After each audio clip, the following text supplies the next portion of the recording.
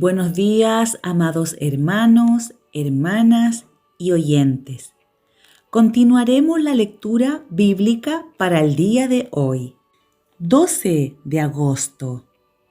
Nehemías capítulo 3, del versículo 15 hasta el capítulo 5, llegando al versículo 19. Salum, hijo de Col-José, gobernador de la región de Mizpa, restauró la puerta de la fuente. Él la reedificó, la enmaderó y levantó sus puertas, sus cerraduras y sus cerrojos, y el muro del estanque de Siloé hacia el huerto del rey, y hasta las gradas que descienden de la ciudad de David. Después de él, restauró Nehemías, hijo de Azbuc, gobernador de la mitad de la región de Bet-Sur, hasta delante de los sepulcros de David, y hasta el estanque labrado, y hasta la casa de los valientes. Tras él restauraron los levitas, Rehum, hijo de Bani, y junto a él restauró Asabías, gobernador de la mitad de la región de Keila, por su región. Después de él restauraron sus hermanos Babai, hijo de Henadad, gobernador de la mitad de la región de Keila. Junto a él restauró Ezer, hijo de Jesua, gobernador de Mizpa. Otro tramo frente a la subida de la armería de la esquina. Después de él, Barur, hijo de Sabai, con todo fervor restauró otro tramo, desde la esquina hasta la puerta de la casa de Eliasib, sumo sacerdote. Tras él restauró Meremot, hijo de Urías, hijo de Cos, otro tramo, desde la entrada de la casa de Eliasib hasta el extremo de la casa de Eliasib. Después de él restauraron los sacerdotes, los varones de la llanura. Después de ellos restauraron Benjamín y Asub frente a su casa, y después de estos restauró Azarías, hijo de Maasaías, hijo de Ananías, cerca de su casa. Después de él restauró Binui, hijo de Henadad, otro tramo, desde la casa de Azarías hasta el ángulo entrante del muro y hasta la esquina. Palal, hijo de Usáis, enfrente de la esquina, y la torre alta que sale de la casa del rey, que está en el patio de la cárcel. Después de él, Pedaías, hijo de Faror. Y los sirvientes del templo, que habitaban en Ofel, restauraron hasta enfrente de la puerta de las aguas al oriente, y la torre que sobresalía. Después de ellos restauraron los tecoitas, otro tramo, enfrente de la gran torre que sobresale hasta el muro de Ofel. Desde la puerta de los caballos restauraron los sacerdotes, cada uno enfrente de su casa. Después de ellos restauró Sadoc, hijo de Imer, enfrente de su casa, y después de él restauró Semaías, hijo de Secanías, guarda de la puerta oriental. Tras él, Enanías, hijo de Selemías, y Anum, hijo sexto de Salaf, restauraron otro tramo. Después de ello restauró Mesulam, hijo de Berequías, enfrente de su cámara. Después de él restauró Malquías, hijo del platero, hasta la casa de los sirvientes del templo y de los comerciantes, enfrente de la puerta del juicio y hasta la sala de la esquina. Y entre la sala de la esquina y la puerta de las ovejas restauraron los plateros y los comerciantes. Capítulo 4. Precauciones contra los enemigos. Cuando oyó Sanbalat que nosotros edificábamos el muro, se enojó y se enfureció en gran manera e hizo escarnio de los judíos. Y habló delante de sus hermanos y del ejército de Samaria y dijo: ¿Qué hacen estos débiles judíos? ¿Se les permitirá volver a ofrecer sus sacrificios?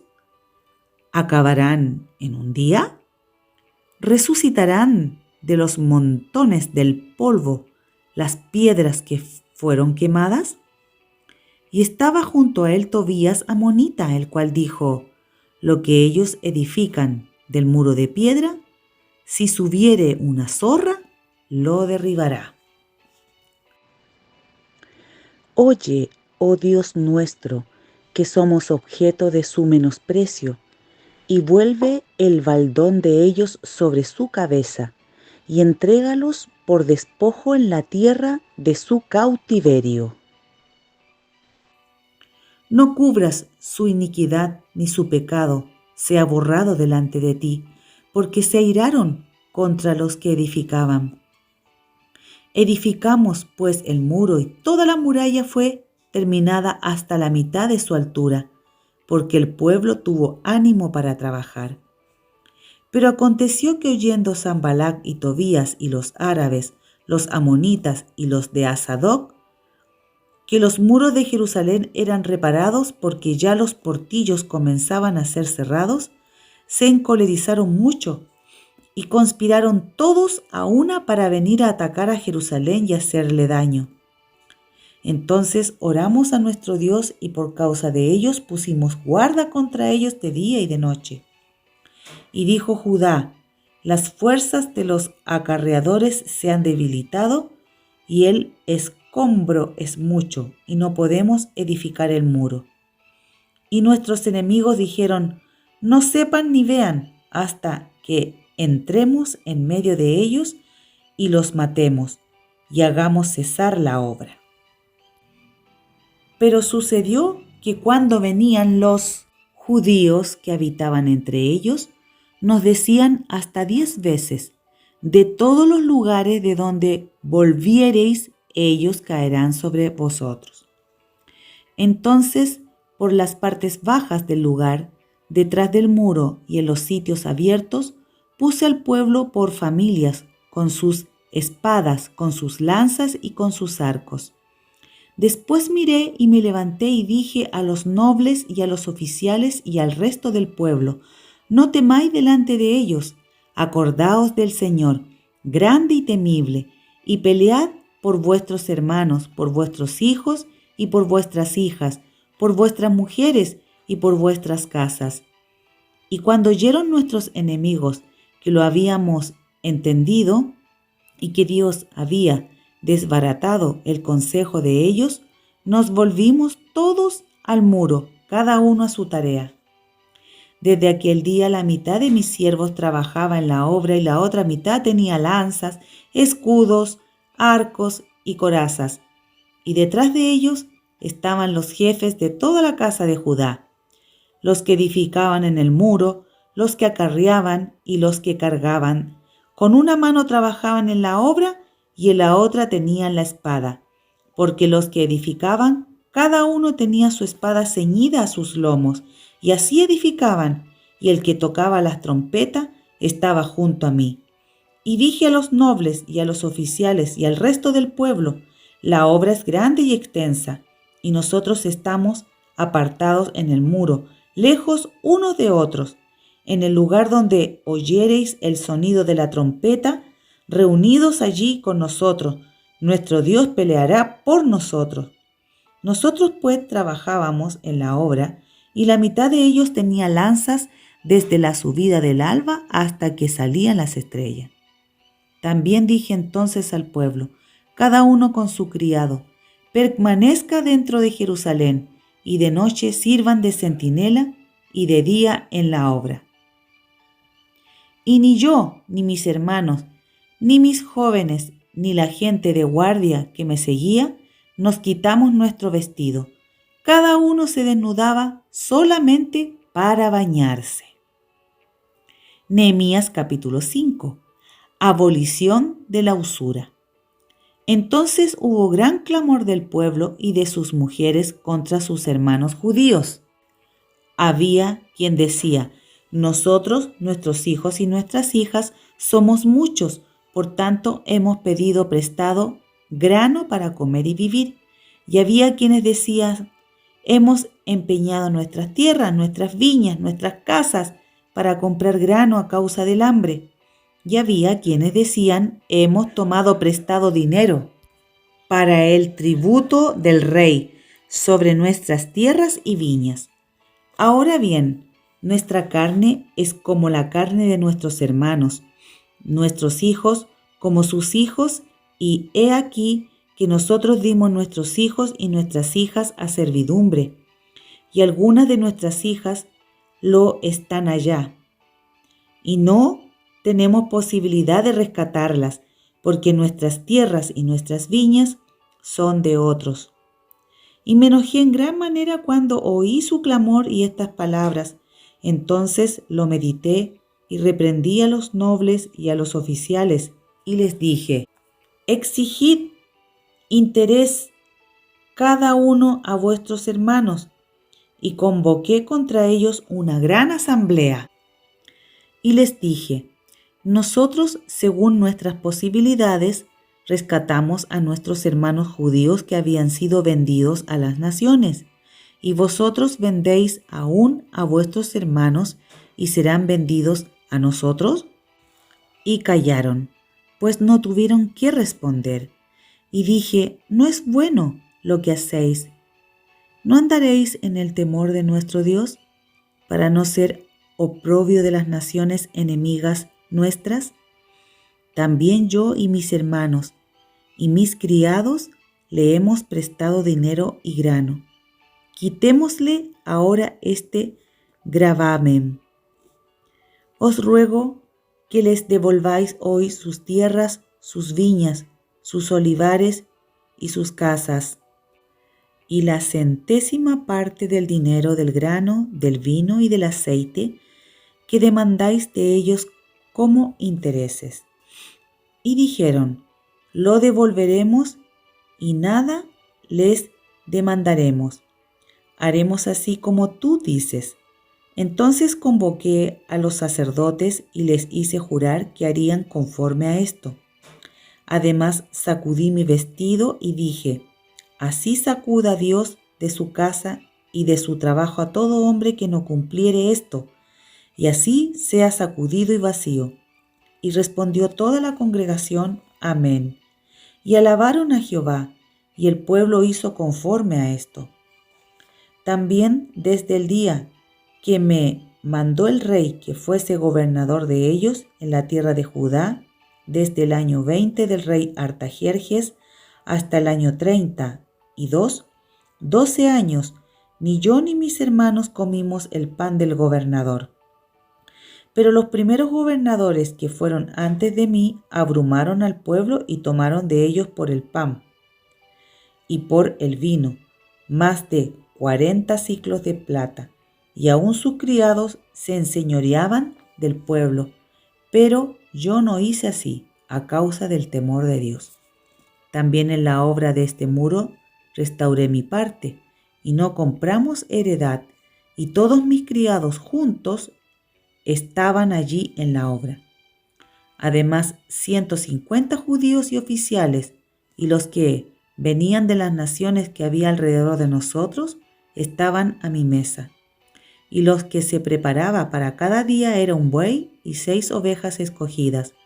También eran preparadas para mí aves, y cada 10 días vino en toda abundancia, y con todo esto nunca requerí el pan del gobernador, porque la servidumbre de este pueblo era grave. Acuérdate de mí para bien, Dios mío, y de todo lo que hice por este pueblo. Primera de Corintios capítulo 7, del versículo 25 al 40. En cuanto a las vírgenes, no tengo mandamiento del Señor, mas doy mi parecer como quien ha alcanzado misericordia del Señor para ser fiel. Tengo pues esto por bueno a causa de la necesidad que apremia, que hará bien el hombre en quedarse como está. Está ligado a mujer, no procures soltarse. Estás libre de mujer, no procures casarte. Mas también si te casas, no pecas, y si la doncella se casa, no peca, pero los tales tendrán aflicción de la carne, y yo os la quisiera evitar. Pero esto digo, hermanos, que el tiempo es corto. Resta pues que los que tienen esposa sean como si no la tuviesen, y los que lloran como si no llorasen, y los que se alegran como si no se alegrasen, y los que compran como si no poseyesen, y los que disfrutan de este mundo como si no lo disfrutasen, porque la apariencia de este mundo se pasa. Quisiera pues que estuvieseis sin congoja. El soltero tiene cuidado de las cosas del Señor, de cómo agradar al Señor, pero el casado tiene cuidado de las cosas del mundo, de cómo agradar a su mujer. Hay asimismo diferencia entre la casada y la doncella. La doncella tiene cuidado de las cosas del Señor para ser santa, así en cuerpo como en espíritu. Pero la casada tiene cuidado de las cosas del mundo, de cómo agradar a su marido. Esto lo digo para vuestro provecho, no para tenderos lazo, sino para lo honesto y decente, y para que, sin impedimento, os acerquéis al Señor. Pero si alguno piensa que es impropio para su hija virgen que pase ya de edad y es necesario que así sea, haga lo que quiera, no peca, que se case. Pero el que está firme en su corazón, sin tener necesidad, sino que es dueño de su propia voluntad y ha resuelto en su corazón guardar a su hija virgen, bien hace. De manera que el que la da en casamiento hace bien, y el que no la da en casamiento hace mejor. La mujer casada está ligada por la ley mientras su marido vive, pero si su marido muriere, libre es para casarse con quien quiera, con tal que sea en el Señor. Pero a mi juicio, más dichosa será si se quedase así, y pienso que también yo tengo el Espíritu de Dios. Salmos capítulo 32. La dicha del perdón. Bienaventurado aquel cuya transgresión ha sido perdonada y cubierto su pecado. Bienaventurado el hombre a quien Jehová no culpa de iniquidad, y en cuyo espíritu no hay engaño. Mientras callé, se envejecieron mis huesos, en mi gemir todo el día, porque de día y de noche se agravó sobre mí tu mano, se volvió mi verdor en sequedades de verano. Mi pecado te declararé, y no encubrí mi iniquidad. Dije, confesaré mis transgresiones a Jehová, y tú perdonaste la maldad de mi pecado. Por esto orará a ti todo santo en el tiempo en que pueda ser hallado. Ciertamente en la inundación de muchas aguas no llegarán estas a él. Tú eres mi refugio, me guardarás de la angustia, con cánticos de liberación me rodearás. Te haré entender y te enseñaré el camino en que debes andar. Sobre ti fijaré mis ojos. No seas como el caballo o como el mulo sin entendimiento, que han de ser sujetados con cabestro y con freno, porque si no, no se acercan a ti.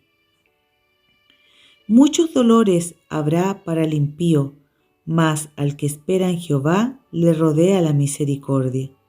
Alegraos en Jehová y gozaos justos, y cantad con júbilo todos vosotros los rectos de corazón. Proverbios capítulo 21 del versículo 5 al 7.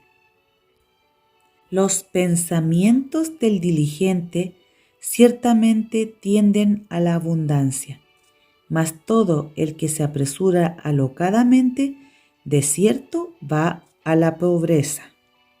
Amontonar tesoros con lengua mentirosa es aliento fugaz de aquellos que buscan la muerte. La rapiña de los impíos los destruirá, por cuanto no quisieron hacer juicio. Amén.